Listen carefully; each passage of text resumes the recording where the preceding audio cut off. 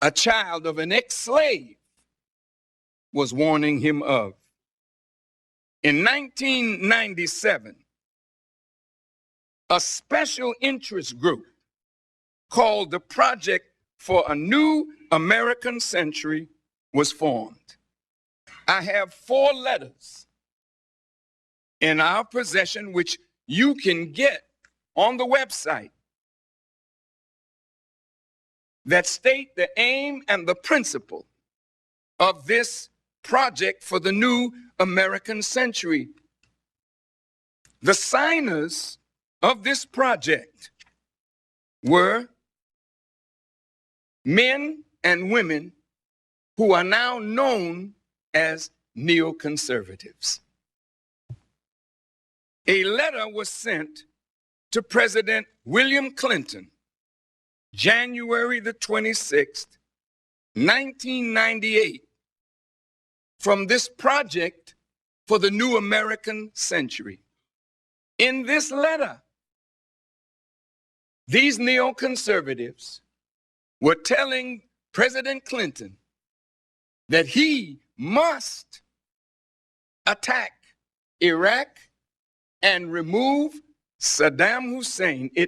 You should get this because it outlines exactly what was offered to President Clinton that he rejected. Now listen, who are the signers of this?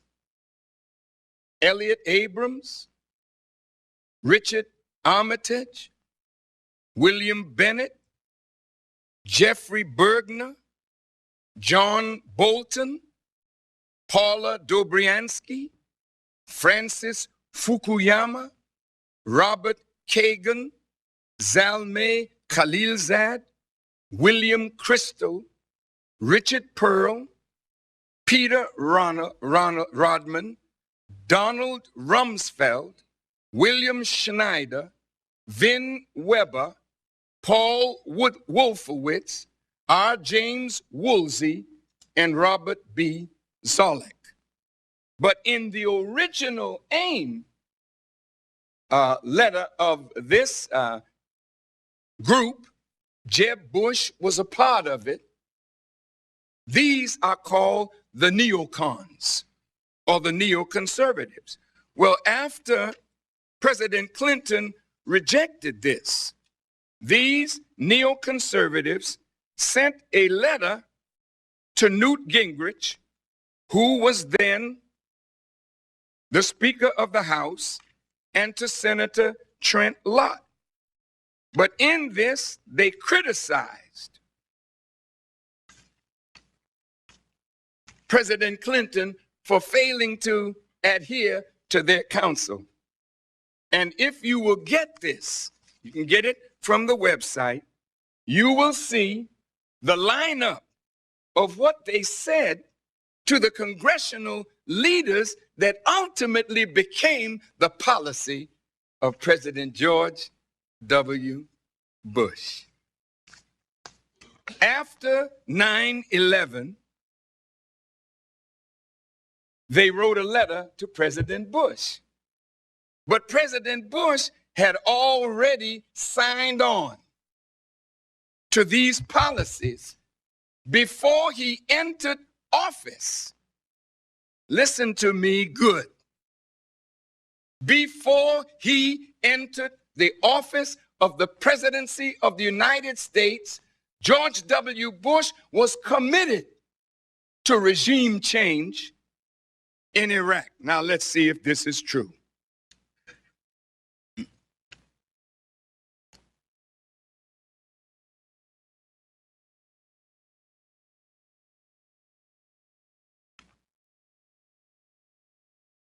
The objective of this group of neoconservatives was to reshape American foreign policy.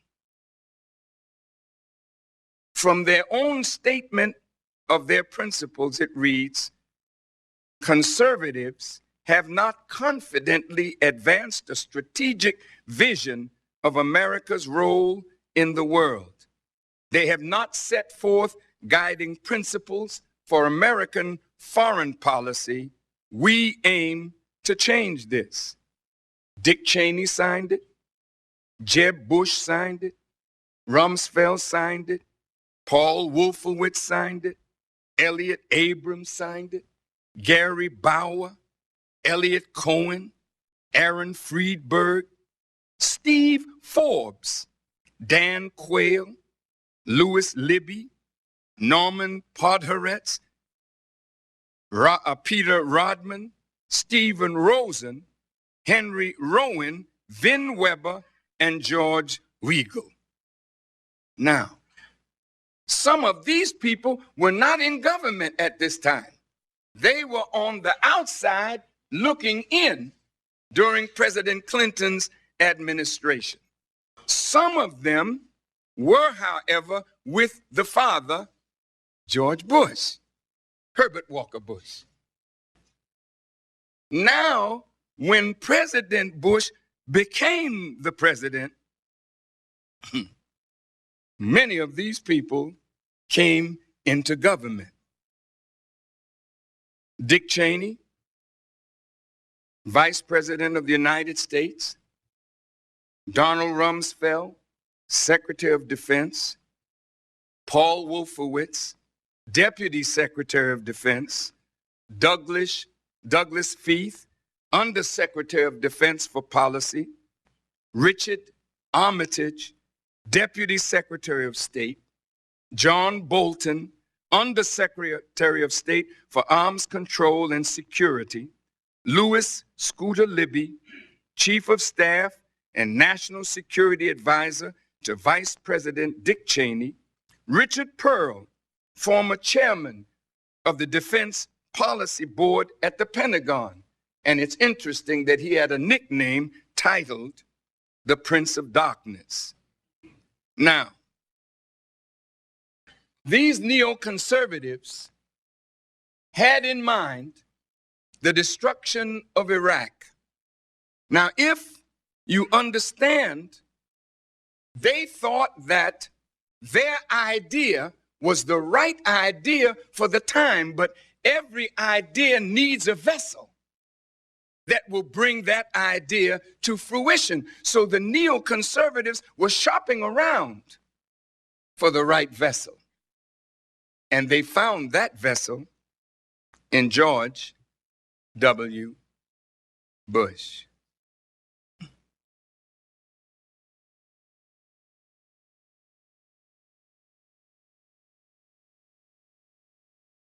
When you read the book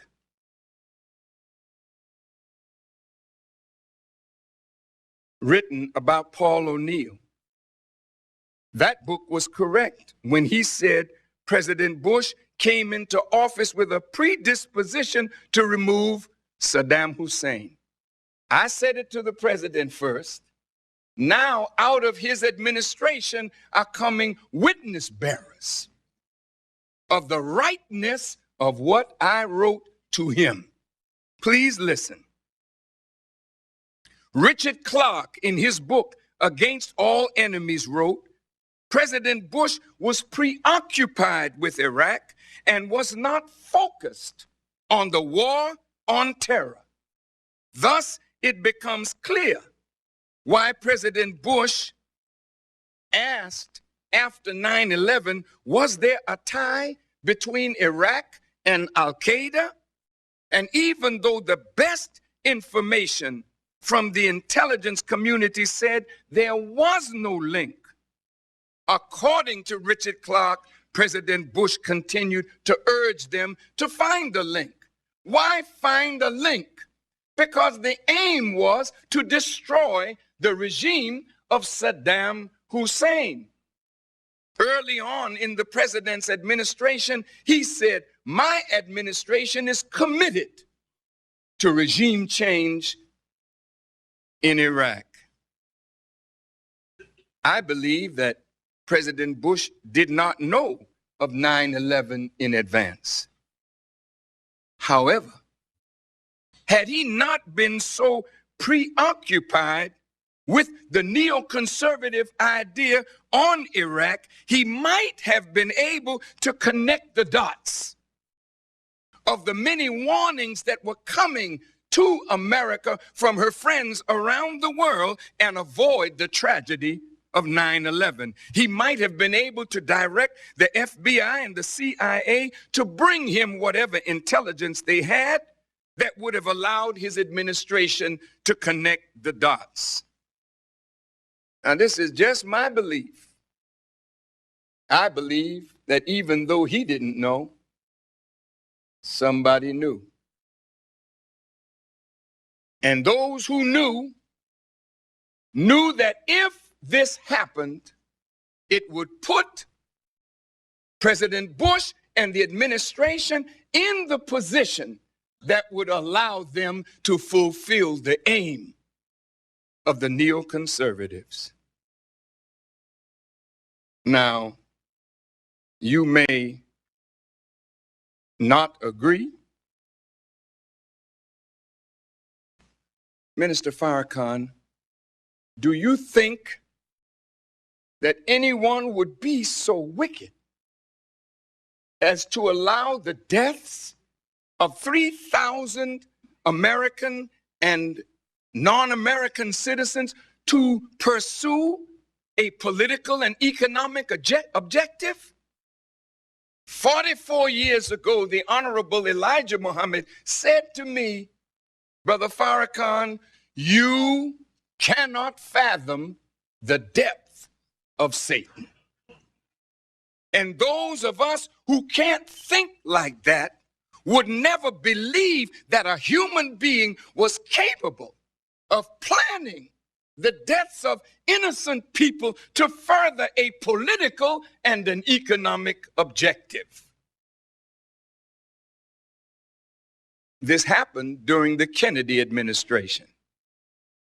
When John Fitzgerald Kennedy was fixed on Cuba and Fidel Castro and a communist regime 90 miles from the American shore, it is written that some of his generals came to him suggesting that an American ship be bombed in Guantanamo Bay and blamed on Cuba so that the American press could whip up the American people into a fervor for war, and it would justify America in a war against Fidel Castro to remove that regime.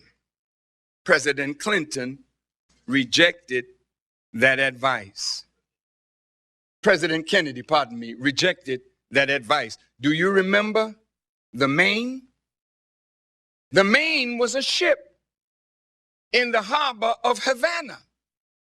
And when someone wanted a war with Spain, the Maine was bombed in the Havana harbor, killing those on board the Maine. The press whipped it up as something that the Spanish did. Thus, the Spanish-American War was launched. Puerto Rico, Cuba, and the Philippines then came under the power and rule of the United States of America.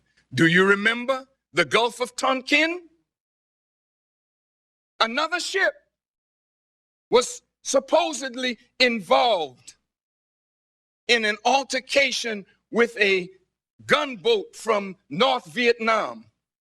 This was whipped up by the American press, and President Lyndon Baines Johnson deceived the American Congress, and the Gulf of Tonkin resolution was signed, committing 500,000 American soldiers to that area of the world.